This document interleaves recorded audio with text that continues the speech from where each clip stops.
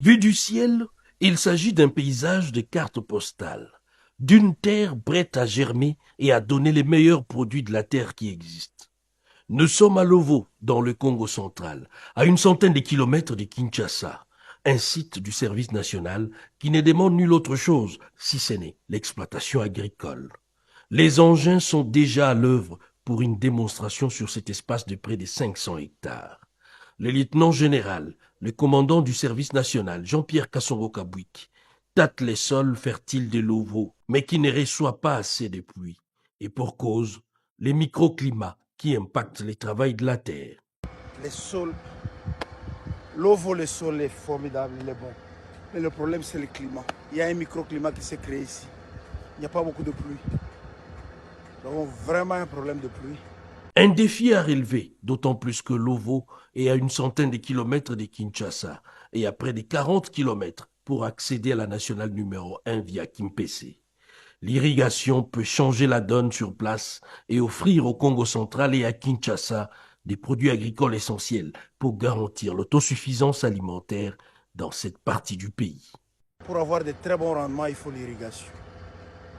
Or, l'irrigation, c'est plusieurs millions de dollars. L'accessibilité est facile, nous sommes à 30 km de la route nationale numéro 1. Donc si on produit ici rapidement, on peut amener à Kinshasa. Les défis restent énormes. Un bac à fort tonnage pour la traversée des engins agricoles, des routes des dessertes agricoles. Un plaidoyer est donc lancé auprès du gouvernement de la République, appelé à investir dans ces domaines porteurs de croissance qui est l'agriculture. S'il faut aller chercher des terres là en Kundi, on est parti. C'est 160 km de la route nationale numéro 1, Matadi, pour aller en Kundi. Mais le grand problème qu'il y a aussi là-bas, il faut traverser le fleuve. Il n'y a pas de pont, il faut un bac. Actuellement, il existe un petit bac d'une capacité de 15-20 tonnes. Mais tu vois cette machine ici ne peut pas traverser ces bacs-là. Donc,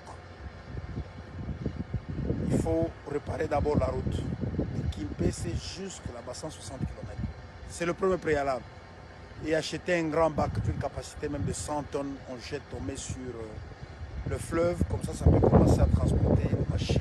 Non loin de Lovo, la cité de Kimpese abrite un atelier de menuiserie du service national qui, du reste, rythme la vie au bruit assourdissant, mais utile des machines avec à la manœuvre des bâtisseurs formés qui se sont débarrassés de leur peau des caïds prêts à sauter sur leur proie. L'objectif pour le service national est donc de construire dans chaque province, chaque chef-lieu, un atelier de menuiserie pour alimenter en bancs, écoles, instituts supérieurs et universités.